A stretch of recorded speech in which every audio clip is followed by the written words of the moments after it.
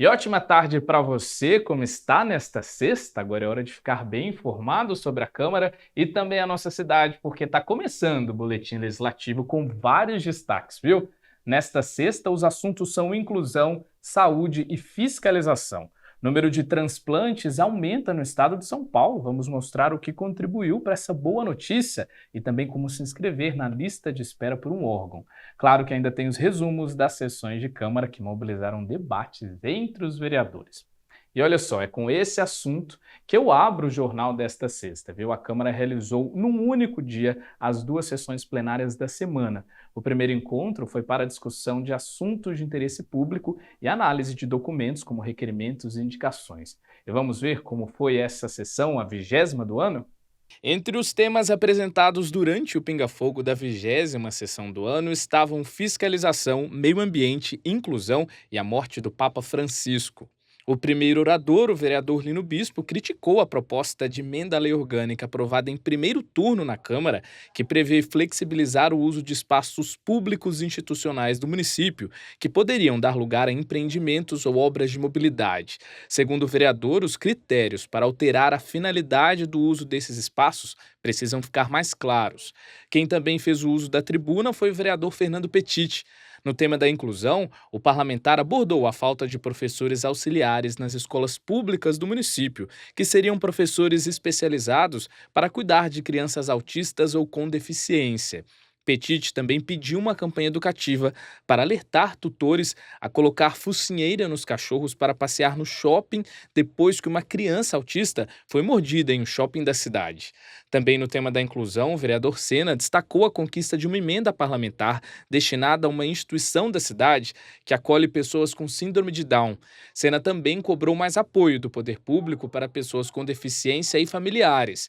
Em um vídeo apresentado em plenário, uma mãe pedia mais atendimentos para o filho autista. Outro parlamentar, o vereador Renato Santiago, fez homenagens ao Alto de Páscoa da Igreja da cidade, que relembra a história de vida e morte de Jesus. Segundo o parlamentar, mais de 2.000 pessoas estavam envolvidas no espetáculo, que contou com a presença de autoridades. O Alto de Páscoa da Igreja da cidade também foi parabenizado pelo vereador Cláudio Apolinário. O parlamentar ainda criticou e lamentou a denúncia de corrupção no INSS, que teria desviado mais de 6 bilhões de reais no país. E a morte do Papa Francisco foi o assunto abordado pelo vereador Sérgio Camargo. Ele fez homenagens aos ensinamentos e à figura do Papa.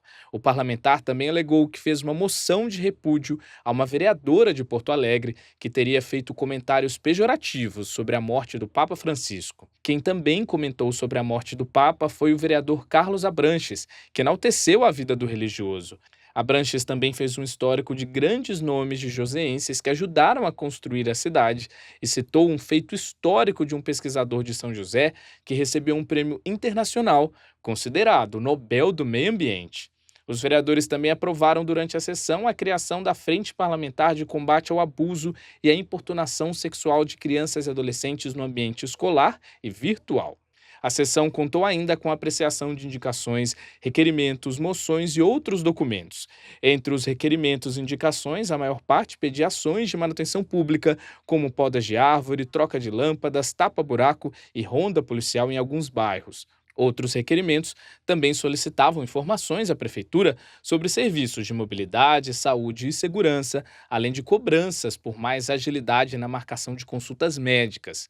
As sessões da Câmara são realizadas todas as terças e quintas, com transmissão ao vivo, a partir das 4 horas da tarde. Você pode acompanhar os trabalhos em plenário na íntegra no nosso canal do YouTube.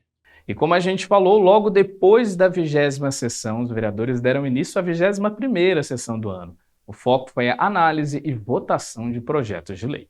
Entre os projetos aprovados durante a 21ª sessão do ano, estão propostas de homenagens a moradores de destaque na cidade. Uma das matérias vai conceder ao cientista joseense Eduardo Brondizio a Medalha de Mérito Ambiental Chico Mendes. Eduardo foi indicado a um prêmio internacional considerado o Nobel do Meio Ambiente. Outro projeto aprovado vai conceder ao jornalista e pesquisador do INPE, Climério de Souza Ferreira, a Medalha Cassiano Ricardo. A honraria serve de reconhecimento aos 50 anos do lançamento de um livro escrito por Climério, que traz um registro histórico da nossa cidade. Ainda recebeu votos favoráveis dos vereadores o projeto que cria em São José o Dia do Judô Veterano, a ser comemorado no primeiro sábado do mês de fevereiro, e uma proposta para concessão de título de utilidade pública.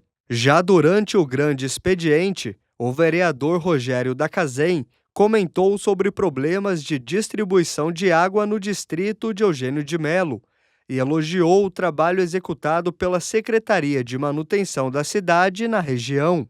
As sessões da Câmara são realizadas todas as terças e quintas, com transmissão ao vivo a partir das 4 horas da tarde. Você pode acompanhar os trabalhos em plenário na íntegra no nosso canal do YouTube.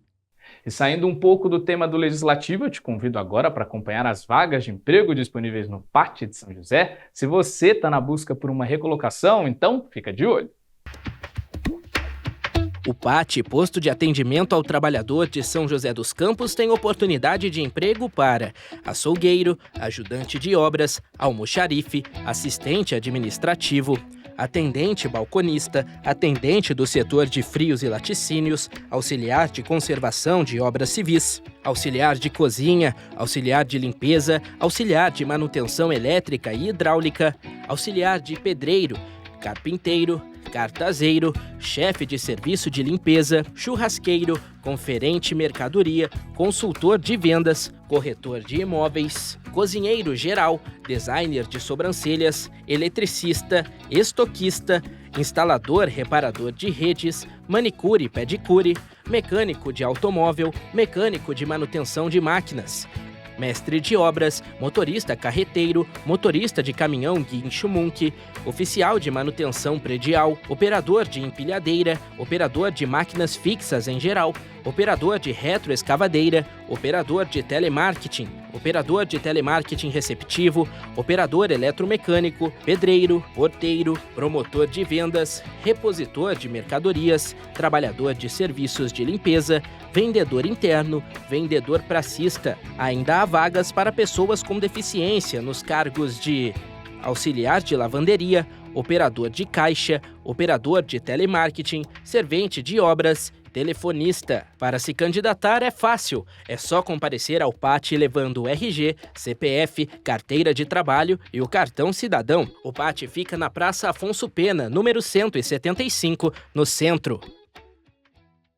E o número de transplantes no estado de São Paulo aumentou no primeiro trimestre deste ano em comparação ao mesmo período do ano passado.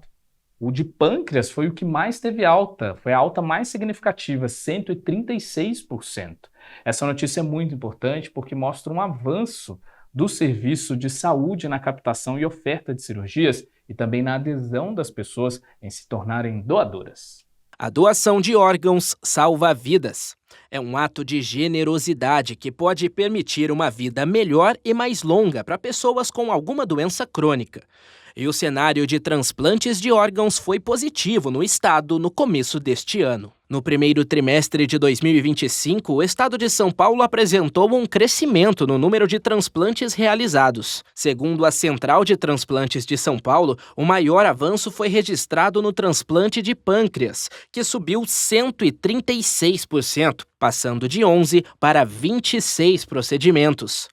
Outros órgãos que tiveram crescimento expressivo foram o coração, o rim, o pulmão e o fígado. De acordo com a enfermeira coordenadora da Comissão Intra-Hospitalar de Doação de Órgãos e Tecidos para Transplante, esse aumento pode ser explicado pelo reforço na divulgação. Quando a gente explica para a família o que vai acontecer, né, como que é feito, né, todo o trabalho que a Cidade faz, a família muitas vezes recusa pelo tempo também. Né? A gente fala de 12 a 36 horas, eles não querem esperar. Eles querem, né, dar destino, acabar com aquela dor, né?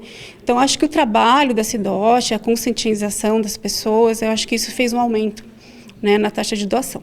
No Hospital Regional de São José, a primeira captação de órgãos deste ano chegou a 10 pessoas. Mas um número divulgado recentemente pela Associação Brasileira de Transplantes de Órgãos mostra uma situação negativa na chamada taxa de recusa. A taxa de recusa é quando a família não autoriza a doação dos órgãos.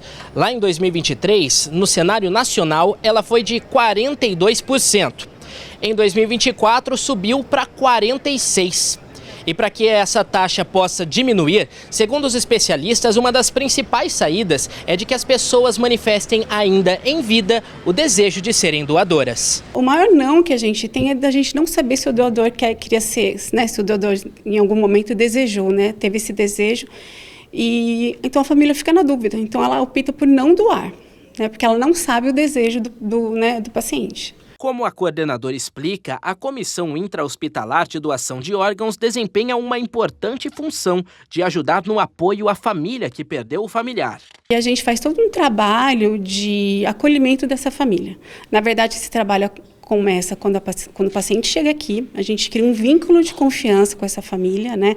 A gente tira todas as dúvidas, a gente conversa muito com essa família, porque muitos deles, na verdade, eles querem mais conversar do que tirar dúvidas. Então, a gente faz esse vínculo de confiança. E quando eles recebem o diagnóstico, né? A família recebe o diagnóstico de morte encefálica, nós damos a opção, né, de doação de órgãos. Esse vínculo, ele facilita muito na hora do sim. O lado psicológico também é muito importante nesse momento. A Joyce é psicóloga e trabalha bem próxima das famílias. Acompanhar essas famílias, né, de início já no momento da entrada do paciente no hospital, então já fazer o acolhimento, entender como está sendo esse momento para a família, dar esse suporte emocional durante essa jornada, né, essa etapa aqui no hospital, e também poder fazer essa ponte entre a equipe. Então entender aquilo que é dúvida, aquilo que é aflição para a família, né, durante esse processo. Depois do sim dos familiares, entra em ação o trabalho dos médicos para o transplante. Como essa médica explica, o diagnóstico da morte encefálica faz parte dos critérios para a doação, mas o processo também cumpre vários protocolos. Uma vez que nós levantamos a suspeita de morte encefálica, nós sinalizamos a família diante da suspeita, nós respeitamos a meia-vida de algumas medicações, que são medicações indutoras do coma, né, do sono. Nós fazemos 2 exames clínicos e um teste de apneia, tá? São testes clínicos feitos por médicos na UTI, capacitados para tais. Uma vez que os testes confirmam a suspeita de morte encefálica, a OPA, que é a Central de Regulação, encaminha um exame complementar. A Câmara Municipal debate sobre a doação de órgãos. O assunto está entre as pautas discutidas pela Comissão de Saúde do Legislativo. Para o vereador Rafael Pascucci, que é presidente da Comissão de Saúde, a Câmara tem um papel fundamental na divulgação sobre a importância da doação. A gente tem muitas dúvidas na sociedade, qual o papel, a distribuição dos poderes, as legislações, e essa legislação de transplante, que é um tema muito importante, é federal. Mas aqui nós temos que fazer essa parte mesmo de divulgação, de implementação disso nas escolas, na discussão com a comunidade, para que o tema seja amplamente difundido, divulgado e os tabus caiam para que a gente tenha maior número de doadores e com isso consiga salvar muitas vidas. A doação de órgãos, ela é um ressignificar a dor desse paciente, dessa família, né? É dar um novo significado, porque geralmente envolve um momento de tragédia, né, num paciente que está em óbito, uma família que está em luto, e quando nós demos a possibilidade de captação de órgãos, de doação de órgãos, nós damos um ressignificado a essa dor. Mesmo na dor, existe o amor, existe a doação. Bom, e a gente sabe que conseguir um órgão no Brasil não é fácil. Além de questões que envolvem encontrar um doador compatível, ainda existem algumas burocracias. E entre as burocracias estão as regras que envolvem a lista de espera por um transplante. Várias questões podem acelerar ou aumentar a espera por um órgão. E para explicar para a gente como funciona essa lista, eu chamo agora a repórter Ana Vitória.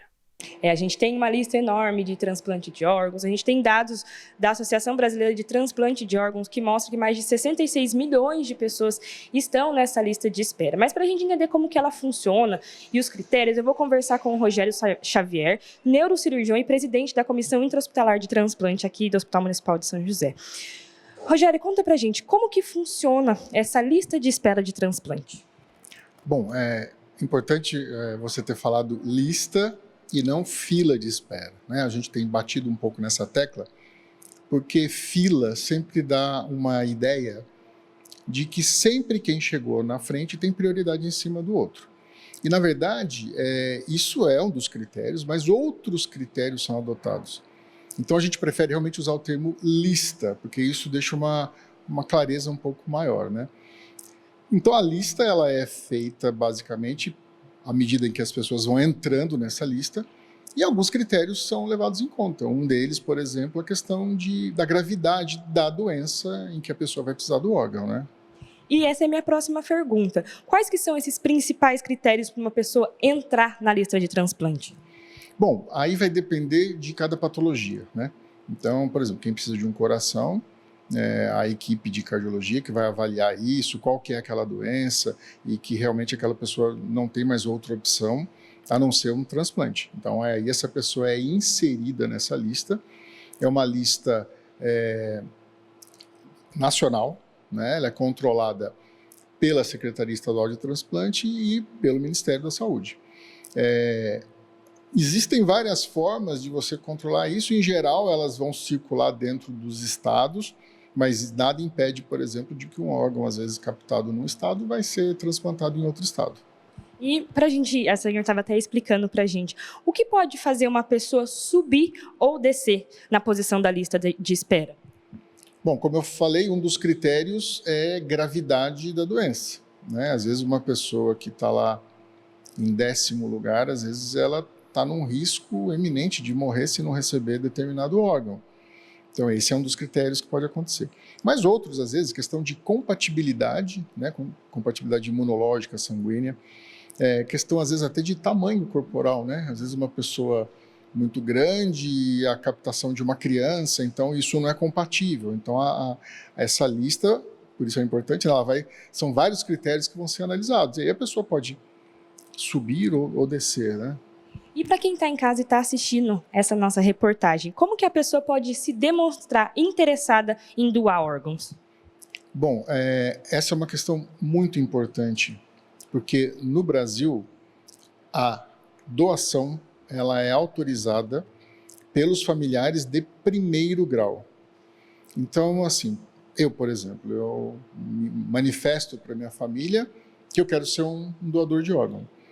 Quando eu for a óbito, quando eu morrer, é a minha família que vai fazer essa autorização ou não. Então, o que a gente sempre pede são duas coisas.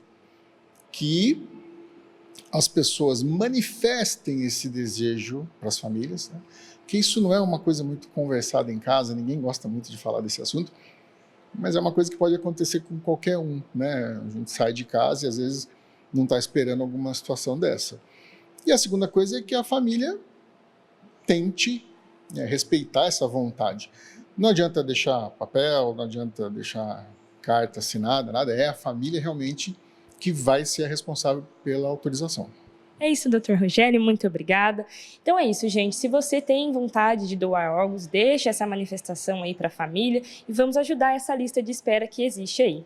Eu volto para o estúdio.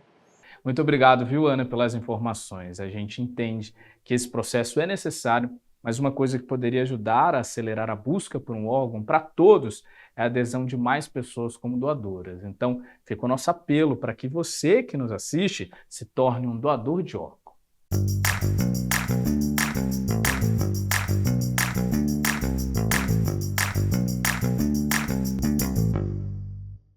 E é isso, sexta-feira chegou e é hora de saber quais são as atrações aqui da nossa cidade na agenda cultural. A Luísa Minas voltou de férias. E aí, Luísa, como foi as suas férias? Conta pra gente. Ai, descansei bastante e tava ansiosa para voltar aqui pra TV, passar as dicas pro pessoal. Um bom retorno, viu, pra você. E conta pra gente tudo o que vai acontecer na nossa cidade. Com certeza, a agenda dessa semana tá recheada e a gente já começa hoje, na sexta-feira, com o show lá no Sesc do cantor PC Silva. Esse cantor e compositor pernambucano chega aqui na cidade com um repertório autoral e com referências da música nordestina. Tá imperdível. O show começa às 7h30 da noite e a entrada é gratuita, então é só chegar por lá.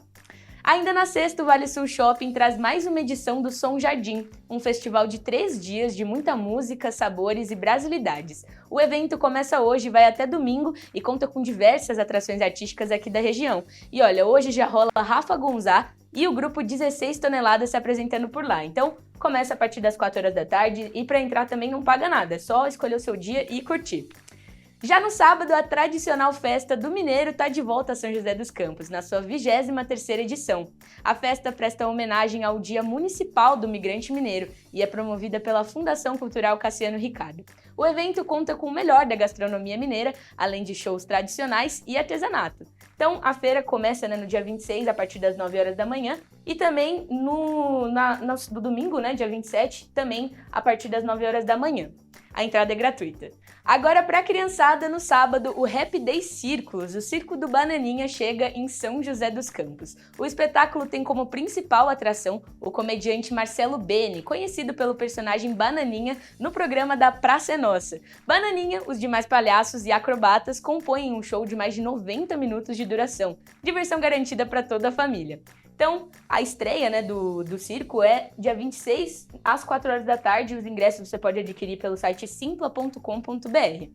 Agora, se você gosta de um rock brasileiro, sua programação é sábado na Farmaconde Arena, no Zé Rock Fest, que traz as bandas Ira e Biquíni Cavadão como as principais atrações. Com mais de 6 horas de festival, o evento vai trazer, além dessas 2 bandas icônicas do rock nacional, outros grupos da região que têm se destacado, como a banda Geriátricos e também a banda Black Jack. Então, o festival abre as portas às 5 horas da tarde e você pode adquirir o seu ingresso no site appticket.com.br. Agora, se você curte um forrozinho, ainda no sábado, o SESI recebe o grupo Fala Mansa lá no palco externo. Comemorando os mais de 20 anos de trajetória, o grupo quebra barreiras no cenário musical brasileiro. São mais de 4 milhões de discos vendidos, 11 álbuns, 3 DVDs e um Grammy Latino. Então não dá para perder esse show que vai celebrar esses grandes sucessos que atravessam gerações, não é? Então, o show começa às 8 horas da noite e é só chegar por lá também. Acho que tem que reservar os ingressos, mas também é tranquilo, porque depois eles abrem o portão lá para o pessoal curtir. E para finalizar a nossa agenda com chave de ouro, no domingo o Parque Vicentina Aranha recebe no palco do Bambuzal a orquestra joseense junto da cantora Ana Morena, no show Tão Jobim. Como o próprio nome já diz, a apresentação homenageia esse grande nome da música brasileira. Então, o show começa às 10h30 da noite e a entrada gratuita também é só chegar por lá. Guerra, e aí, já escolheu sua programação? Olha, Luísa, como um bom mineiro, eu vou na festa do Mineiro. Fiquei sabendo que no último dia tem a apresentação de Loborges. Vou revelar uma coisa aqui, não sei se as pessoas sabem, mas eu sou fã de Loborges, tem até um CD autografado, sabia? Então eu vou contigo também, porque meu nome é Luísa Minas, né? Então vamos junto, vamos chamar todo mundo da TV. Junto. Muito obrigado, viu? Obrigada, pessoal. Até semana que vem. Bom, agora vamos ver como ficam as temperaturas nesta sexta-feira e também durante todo o fim de semana. Na tarde dessa sexta-feira, o tempo fica nublado, com possibilidade de chuva. À noite, o tempo permanece instável. A máxima esperada é de 22 graus, com a mínima de 17. Amanhã, sábado, a previsão é de sol e com pancadas de chuva passageira. À noite, o tempo fica firme. A máxima esperada será de 24 e a mínima será de 17 graus. Já no domingo, o tempo fica nublado com abertura de sol. A máxima esperada será de 26 graus e a mínima será de 18. Bom, daqui a alguns finais de semana vai ser comemorada uma das datas mais importantes para o comércio, o Dia das Mães. Tem muito lojista da cidade com expectativa alta por aumento nas vendas. E a gente visitou algumas lojas da cidade para saber como está o movimento e quais são os setores mais procurados na hora de escolher um presente para a mãe. Daqui para frente será assim o comércio de São José, movimentado. Isso porque o Dia das Mães está próximo e os consumidores estão indo às lojas em busca do presente ideal para uma pessoa especial. Neste ano, a data será comemorada em 11 de maio. E o Dia das Mães é uma das épocas mais lucrativas para o comércio, perde apenas para o Natal. E a expectativa dos comerciantes neste ano é boa. Segundo a Associação Brasileira de Comércio Eletrônico, em 2025 as vendas devem aumentar até 8% em relação a 2024. É o caso do vendedor dessa ótica no centro da cidade. Ele espera um aumento significativo nas vendas dos produtos, como óculos, colares e relógios. Eu creio que o movimento nesse ano deve aumentar uns 30% e o movimento deve ser um pouco melhor do que o ano passado. E de acordo com a pesquisa da APEC, Associação Paulista dos Empreendedores do Circuito de Compras, a tendência dos últimos anos revela um aumento das buscas por itens de beleza e bem-estar. Essa vendedora de uma loja do segmento comemora o aumento da procura. Para atrair mais clientes, o comércio vende kits prontos de produtos de beleza. A nossa área de body splashes, perfumes, hidratantes é o carro-chefe da loja. Então a gente tem a expectativa de um aumento maior em cima principalmente desses produtos. Essas estratégias atraem ainda mais clientes, que em sua maioria, 79,2%, devem gastar acima de R$ 450, segundo uma pesquisa da RCEL com apoio da ASUS. O perfil dos compradores, de acordo com os lojistas, são maridos e filhos que vão juntos em busca do presente ideal para as mães. Geralmente filhos com os pais, assim, eles costumam vir para presentear as mães, né, de uma forma simbólica nesse dia. Outro setor animado com o Dia das Mães é o de bares, restaurantes e hotéis. De acordo com os senhores, Sindicato dos Hotéis, Restaurantes, Bares e Similares, neste ano, a expectativa é de um aumento de 15% no movimento, em relação ao ano passado. Sem dúvida nenhuma, é o dia mais movimentado do ano para os restaurantes, para os bares, né, para quem trabalha com, serve as pessoas a alimentação fora do lar. Então, todo ano é uma expectativa muito grande, é uma preparação muito grande. Alguns trabalham com reserva, outros não, enfim, aí cada um deve ver a melhor maneira de trabalhar. A procura por reservas já começou. Até o dia 11 de maio, os restaurantes e bares se preparam para receber as famílias para uma refeição especial do Dia das Mães. Quem trabalha com reserva já tem reservas já prontas, alguns não trabalham com reserva, trabalham por ordem de chegada, também já avisa, assim, quando vem a procura, a gente já avisa que é por ordem de chegada. Lotou o restaurante, quem chegar primeiro, entra primeiro, né? Enfim. Então, mas com certeza a procura já vai estar bem aquecida. Seja no setor de comércios ou de bares e restaurantes, o Dia das Mães é uma das datas mais importantes para os empresários, que aguardam ansiosos pela chegada da data que movimenta a economia da nossa cidade.